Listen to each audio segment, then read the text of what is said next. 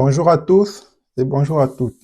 Aujourd'hui, nous allons démarrer une nouvelle phase qui est plus sur le plan technique. On va dire, on rentre maintenant un peu dans les choses sérieuses. C'est un peu loin du blablabla, des choses qui étaient plus du verbiage.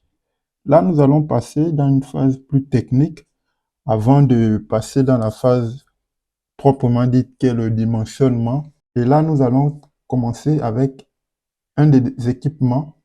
Vous savez que l'objectif est de vous former au dimensionnement des installations photovoltaïques.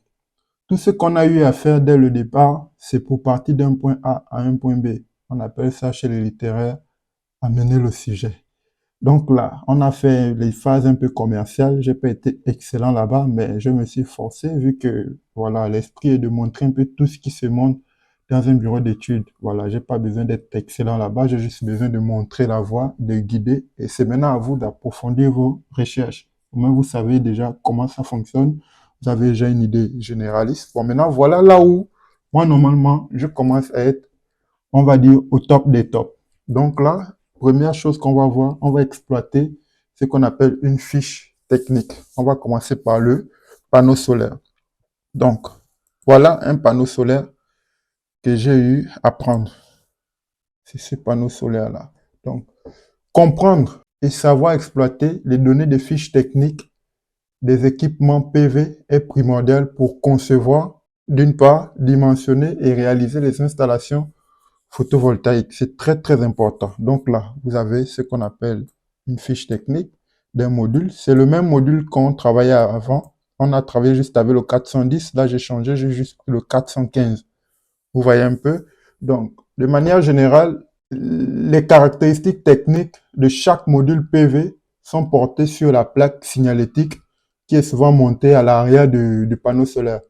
Et ça met en les différents éléments, les détails techniques sur les éléments caractéristiques de la fiche technique. Donc, si vous avez déjà eu à soulever un panneau solaire, donc voilà un peu un panneau solaire. Maintenant, à l'arrière, il y a ce qu'on appelle une plaque signalétique.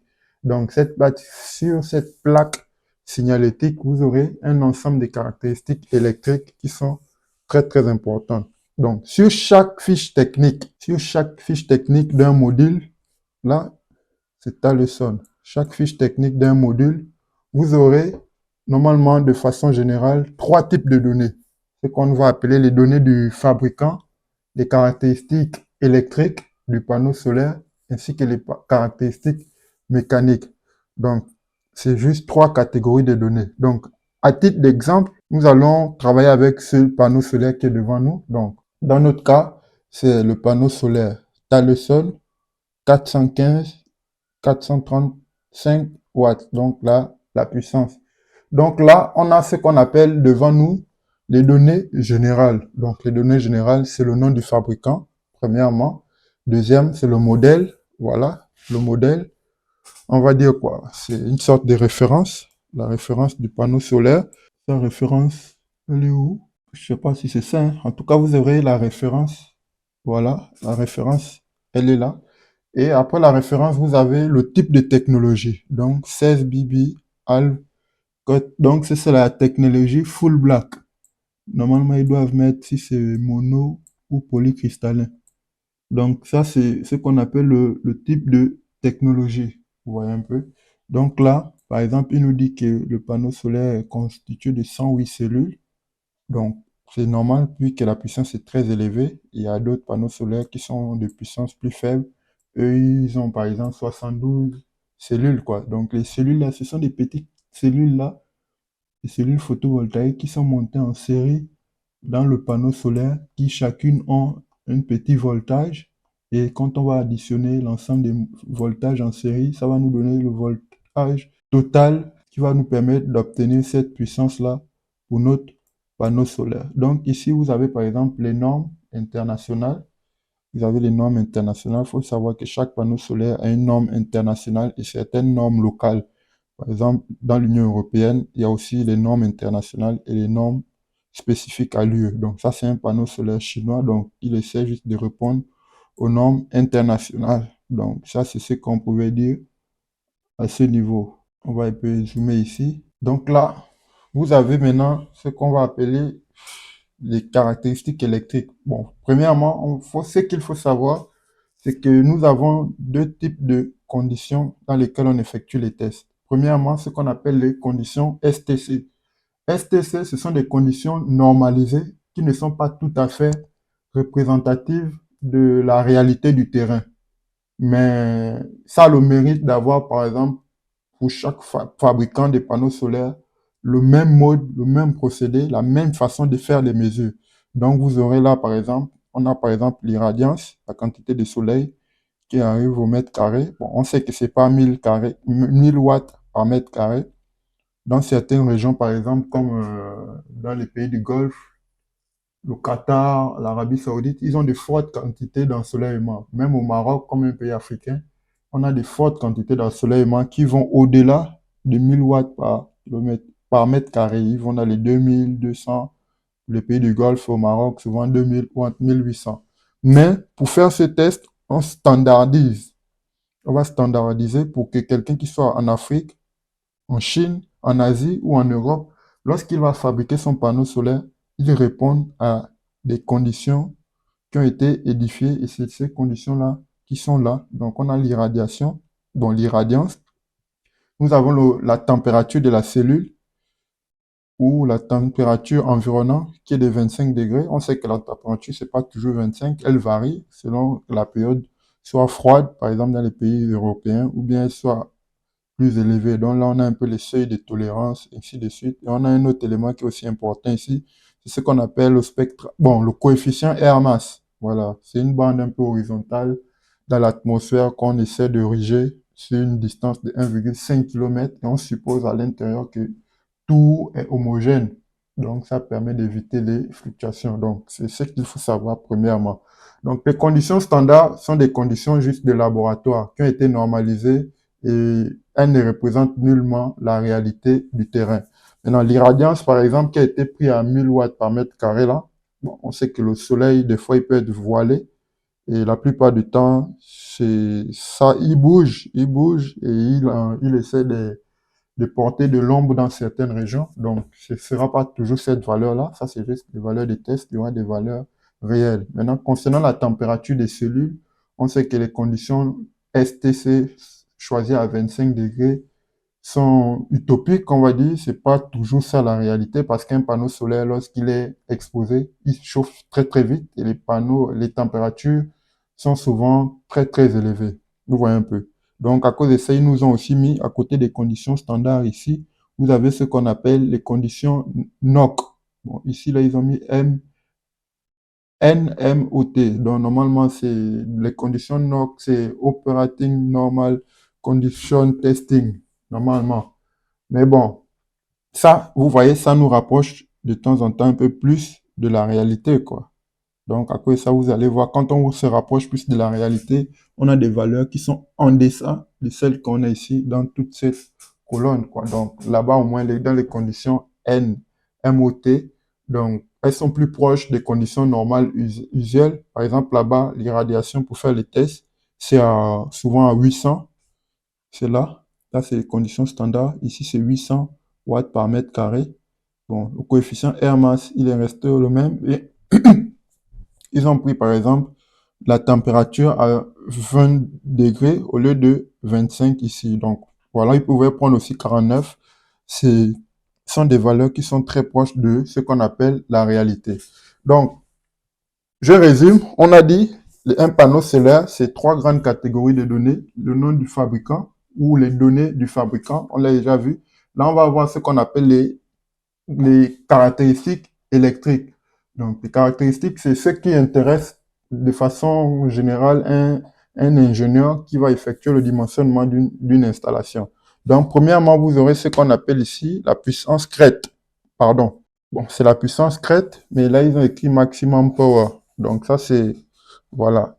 C'est Pmax, ça s'exprime en watts. Donc, c'est ce qu'on appelle la puissance nominale de notre panneau solaire. Donc, c'est la puissance maximale que notre panneau solaire produit. C'est sa puissance maximale qu'elle peut produire lorsqu'elle est au soleil. Donc, ça ne va pas au-delà. Bien sûr qu'il y a une petite tolérance ici. Voilà, elle peut varier de plus ou moins 3%, mais la puissance nominale, quand on dit la puissance nominale, c'est une caractéristique intrinsèque, donc de ce panneau, c'est 415 watts. Donc après, vous aurez ce qu'on appelle VMPP. VMPP, c'est ce qu'on appelle la tension au point de puissance maximale. Tension au point de puissance maximale, là c'est marqué 32,29 volts. Donc c'est la tension au point de puissance maximale du module solaire sous les conditions STC. Après, vous avez ce qu'on appelle le IMP. IMP qui est le courant au point de puissance maximale, 12,86. Donc c'est le courant maximal à la sortie d'un générateur PV en tenant compte de la température et du branchement du module, des différents modules, quoi. Donc après, vous avez ici, là, ce qu'on appelle la tension VOC. Donc VOC, vous voyez 38,55 volts. VOC, c'est la tension en circuit ouvert du module solaire photovoltaïque. C'est la tension maximale mesurée aux bornes du module solaire en l'absence du courant électrique. Donc, c'est toujours sous les conditions standards que tout ça c'est mesuré. Après, vous avez le courant de court-circuit, IOC ou ISC.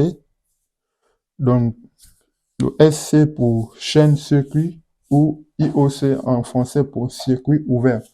Donc, vous avez 13,53, non, 52, 13,52. C'est le courant de court-circuit du module solaire. Donc, c'est le courant maximal que le module PV peut produire en l'absence d'une tension à ses bornes.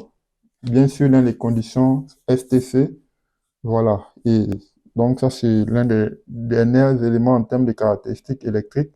Après, vous avez par exemple ici ce qu'on appelle module efficiency en pourcentage qui, on appelle normalement, son vrai nom, c'est le rendement. Donc, on va dire par définition, le rendement d'un module, c'est la part d'énergie radiative, donc l'énergie rayonnée ou l'énergie que le panneau solaire perçoit en totalité, ou on va dire la part d'énergie qu'un panneau solaire est capable de transformer. Donc toute l'énergie lumineuse, le rayonnement que le panneau solaire reçoit, la part qui est capable d'être transformée en énergie rayonnée ou énergie lumineuse en énergie électrique. Donc c'est ce qu'on appelle on appelle ça le rendement. Donc là, il est de 21,30 degrés. 30%, pardon. Donc pour le déterminer, c'est simple. Vous faites par exemple un simple calcul. Vous prenez par exemple votre calculatrice. On va essayer de voir comment ils ont fait pour trouver le 21 degrés ici. On va prendre la calculatrice.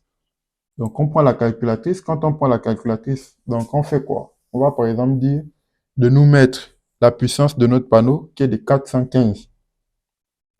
415. On va diviser par l'irradiation qui est de 1000. L'irradiance en conditions standard qui est de 1000. On va mettre divisé par 1000. On va multiplier ça par, on va appeler ça comment? Les dimensions du panneau. Donc, normalement, c'est pas aussi simple comme ça. Vu que cette calculatrice n'est pas scientifique, il faut vraiment faire attention. Donc, je vais répondre le calcul 415 divisé par 1000 multiplié par les dimensions du panneau. Donc, les dimensions du panneau, on peut les mettre en mètres ou bien dans les... Donc, ça va me faire, je préfère le faire sur la calculatrice. 415 sur 1000 multiplié par les dimensions du panneau qui sont en mètres 1,722 multiplié par 1,134. Je trouve 0,21 que je vais multiplier par 100, je trouve 21%. Donc cette calculatrice-là, moi, elle me pose problème parce que facilement je peux rater. Donc j'ai jamais le diviser. Je vais mettre fois 1000 divisé par 1000 multiplié, vous voyez un peu, ça me pose un problème par 1,100 ou bien 1,722 qui est la longueur du panneau que multiplie 1,134. 34, qui est la largeur du panneau. Ouais, c'est pas vrai, ça, c'est pas bon. Donc, je vais faire le calcul à côté et je vais vous montrer comment on obtient la valeur de cette valeur-là. Donc, je vais prendre d'abord, je vais calculer ici avec ma calculatrice. Je fais un calcul d'abord à côté ou bien je peux le faire avec vous devant l'écran. Bon, là, on prend tout le temps vu qu'il faut comprendre d'où les choses proviennent. On va prendre cette irradiance-là, on va prendre 1000. 1000 multiplié par la longueur du panneau, qui est 1,722, 722, multiplié par la largeur du panneau, 1,134, donc égal. Voilà ce qu'on trouve. Vous voyez un peu. Voilà ce qu'on trouve. Donc moi, je vais le noter ici dans mon bloc-notes. Je vais noter 1952,748. Maintenant, je vais déterminer cette valeur de rendement-là. Donc, je vais prendre la puissance de mon panneau solaire qui est de 415 que je vais diviser par cette valeur que j'ai trouvée précédemment qui est 1952,748. 748 que j'ai pu ici égal. Donc, je trouve 0,21 avec plusieurs chiffres que je multiplie par 100. Et je trouve 21,25. Donc, on arrondit à 21,3. Donc, c'est comme ça qu'on fait pour déterminer le rendement de mon panneau solaire. Donc, la valeur du rendement, c'est le fruit, on va dire, du calcul de la puissance nominale que divise la surface des cellules formées par notre panneau solaire. Donc, c'est juste ce que j'ai fait. Maintenant, là, il y aura des simplifications et puis ça, on va multiplier le résultat par 100. On aura l'élément en question. Maintenant, là, il y a un élément ici qu'on n'a pas, qui est souvent très important. Certains fournisseurs donnent, mais certains ne donnent pas. Vous allez, par exemple, voir si certains panneaux solaires, on le donne. C'est ce qu'on appelle le IRM, le courant de retour maximal. Donc, c'est le courant inverse admissible qui est utile pour le calcul des différents dispositifs de sécurité, quoi. Donc, certains fabricants de panneaux le donnent, certains ne donnent pas, mais lorsqu'il n'est pas donné, quand on va utiliser la norme NFC C15712-1, on va voir comment on peut l'encadrer, comment se rapprocher de lui pour pouvoir essayer de lui donner une certaine plage, quoi. Donc, ça, c'est ce qu'il y a à savoir, on va dire, sur ces premiers éléments de ce premier tableau. Maintenant, là, vous avez ce qu'on appelle les caractéristiques aussi. Bon, on va pas dire c'est des caractéristiques techniques, hein, mais c'est toujours des caractéristiques électriques vu qu'elles permettent toujours d'effectuer le dimensionnement.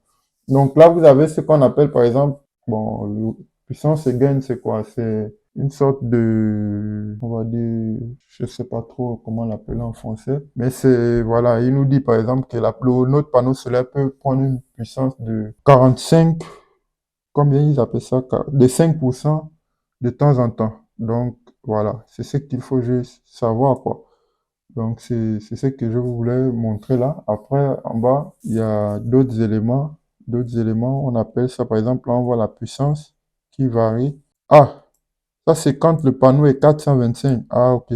425. 425. Ouais, c'est vrai. Donc, ici, par exemple, vous avez la plage de tension. Ça, c'est, on va dire quoi? C'est la tension du système. Celle qui est admissible. Ça veut dire tous nos panneaux solaires, ils peuvent fournir jusqu'à, on peut les mettre en série jusqu'à fournir une puissance de 1500 volts du côté DC. Ça ne va pas déranger. Vous avez la plage de température de fonctionnement, moins 40 à plus 85. Ça veut dire que notre panneau solaire peut fonctionner dans ces conditions-là, quoi. Donc, tous les pays qui ont des températures comprises entre moins 40 degrés Celsius à 85 degrés Celsius peuvent utiliser ces panneaux solaires et ça sera adapté, il n'y aura aucun souci. Là, on va voir par exemple ce qu'on appelle le coefficient de température aussi. Voilà, on a par exemple là pour la puissance, le coefficient de perte de puissance, ou bien ce sont des coefficients de température de puissance. Donc, ça explique un peu les différentes fluctuations, les variations. Là, vous avez moins 0,29% par degré Celsius. Donc, ça signifie quoi? Cela signifie que lorsque la température de notre cellule va augmenter de 1 degré. 1 degré, la puissance maximale de notre panneau va diminuer de 0,29. Donc voilà. À chaque fois que la température va augmenter, ça va diminuer. Donc, on peut faire, par exemple, un petit calcul. On sait que, par exemple, cette puissance-là a été donnée à 25 degrés. Donc, si on veut savoir, par exemple, à 26 degrés, qu'est-ce qu'on aura? Donc, on peut prendre notre calculatrice. On prend notre calculatrice. On fait appel à la calculatrice. Et on va prendre, par exemple, la puissance du panneau solaire qui est de 415 qu'on va multiplier par 0,29%. 0,29, le pourcentage est là. On va appuyer sur égal. J'ai mis 0,0, c'est pas vrai. Désolé. 415 multiplié par 0,29%. Ça veut dire quoi? Le calcul que je viens d'effectuer. Donc, moi, je l'ai fait. J'ai pris la puissance nominale du panneau que j'ai multiplié par le 0,29%. Ça veut simplement dire qu'à chaque fois que notre température va augmenter ou varier de 1 degré en montant, c'est-à-dire de 25 à 26 degrés, il va perdre, en fonction du moins que vous voyez là, il va perdre 1,29, c'est en puissance watts. Il va perdre 1,2 watts. Donc, c'est pas énorme, mais pour 1 degré, ça va. Mais lorsque ça va, par exemple, quitter de 25 à 30 degrés, là, vous aurez, par exemple, cette valeur multipliée par la différence qu'il y a entre 30 degrés et 25, qui est 5. Donc, on peut voir cette valeur-là multipliée par, pardon, on va prendre 1,2 multiplié par 5 et on clique sur égal. Donc, ça veut dire que lorsque la température va passer, par exemple, de 25 degrés, qui sont les conditions STC, à 30 degrés, on peut perdre 6 watts sur la puissance nominale du panneau solaire. Donc là, ça devient énorme. Donc, c'est ce qu'il faut savoir. Et après, vous avez le coefficient pour la perte de température. Donc là, ça signifie quoi? Là, vous avez quelle valeur? Moins 0,24. Ça signifie que quand la température de la cellule va augmenter de 1 degré, mais la tension du circuit ouvert, VOC, va diminuer de cette valeur, quoi, donc de 0,24%. Donc, vous faites le VOC de départ qu'on avait ici, le VOC qu'on avait dans les conditions là, vous faites ce VOC 38,55, vous allez le multiplier par 0,24 et vous allez trouver une valeur et cette valeur-là, vous allez la mettre par exemple en millivolts. Donc, vous allez trouver, je fais le calcul ici, vous allez trouver 92,5 millivolts. Donc, à chaque fois que notre température va augmenter de 1 degré, la puissance du circuit ouvert de notre panneau solaire va diminuer de 0. Bon, ça c'est en volts. On va mettre en millimètres de 92,5 millivolts. Donc, c'est ce qu'il faut retenir. Là, le dernier élément, température courant of ISC, ça c'est pour le courant. Là, il n'y a pas le moins, là, il y a le plus. Ça veut dire que quand notre température va augmenter de 1 degré, le courant, lui, il va augmenter aussi. La valeur du courant va augmenter de 0,043%. Donc, vous remarquez que l'augmentation du courant est faible par rapport à la diminution de la puissance ou de la tension. Sachant que la puissance, c'est le produit de ces deux-là. Donc, on va remarquer que la diminution du côté de la puissance sera plus faible parce que le courant, il varie, il augmente faiblement. Donc, ça, c'est ce qu'il faut comprendre sur ces éléments. Donc, je fais le calcul, vous pouvez le vérifier. Je vais prendre la valeur de mon courant, je vais multiplier par 0,043%. Donc, la valeur, elle est là. Cette valeur, c'est ça, 13,52. Je vais prendre 13,52 multiplié par 0,042. 13,52 multiplié par 0,043%. Donc là, je trouve 5,8 milliampères. Donc, c'est ça, 5,8 milliampères. Vous pouvez vérifier de votre côté. Donc, ce sont les coefficients des pertes de température. Faut les voir comme ça. Donc, qu'est-ce qu'on peut dire de façon, on va dire, générale sur ces ensembles de caractéristiques des températures là? Ils sont d'abord très importants. Maintenant, on doit savoir qu'ils ont une influence directe. Par exemple, l'augmentation de la température du panneau solaire, du panneau qui est exposé par exemple au solaire, il va avoir pour effet direct la baisse de la tension, d'une part, une augmentation de l'intensité du courant de manière faible. Maintenant, lorsqu'on va faire le produit de la variation, on va trouver, en faisant P égale à U fois I, on va trouver par exemple une diminution fortement considérable du, de la puissance. Donc, c'est ce qu'on appelle tout ça les coefficients de perte de rendement des températures des modules. Donc, c'est un peu ça. Bon, là, vous avez 43. Ça, c'est une petite variation. Qu'est-ce qu'il faut voir qu'on a laissé là? Donc là, il faut savoir, c'est ça un peu. Donc, il y a aussi d'autres éléments, par exemple, qu'on n'a pas parlé. Par exemple, la tolérance. Donc, pour évaluer, par exemple, certains, avant d'acheter un panneau solaire, ils évaluent. Donc, pour évaluer la qualité d'un panneau solaire, il est crucial de vérifier sa tolérance en puissance. Vous voyez un peu? Tolérance en puissance, plus ou moins 3%. Donc, qui correspond à la plage de puissance dans laquelle le panneau peut fonctionner. Il peut augmenter, il peut varier. Plus la tolérance est étroite, plus le panneau sera performant et constant dans ses rendements. Donc, les panneaux de très bonne qualité ont généralement une tolérance de puissance qui est positive. Voilà, bon là ils ont mis le plus ou moins, mais ils ont une tolérance qui est positive, qui signifie forcément une augmentation et non une baisse. Donc ce qui signifie qu'ils peuvent délivrer une puissance supérieure à celle qui est indiquée sur la fiche technique. Donc par exemple là, par rapport à une tolérance de plus 3%, donc on aura une augmentation à chaque fois. Donc c'est un peu ça. Maintenant, il y a aussi un autre facteur pour choisir le panneau solaire. Un autre facteur qui est essentiel, c'est par exemple évaluer la qualité du panneau solaire. On prend en compte aussi les coefficients de température. Ce que nous avons vu là, les coefficients de température. Donc, ces coefficients de température indiquent la manière dont la performance du panneau solaire varie en fonction de sa température. Donc, étant donné que les panneaux solaires sont constamment exposés au soleil, il est normal qu'ils chauffent et leur rendement diminue légèrement avec l'augmentation de la température. Donc, ça, c'est un peu ce qu'il faut savoir. Maintenant, un bon panneau solaire aura un faible coefficient de température, de variation de température, ce qui signifie qu'il sera moins sensible parce que plus il est exposé à de fortes variations, plus à l'intérieur, il y aura beaucoup de modifications. Donc, il sera moins sensible aux variations de température. Donc, il faut une plage qui est vraiment faible, quoi. Si la variation est très élevée, bon, il va beaucoup être soumis aux variations et ça va, par exemple, ça va maintenir un sentiment d'instabilité. Donc, ça va être stable à chaque fois. Instable, pardon.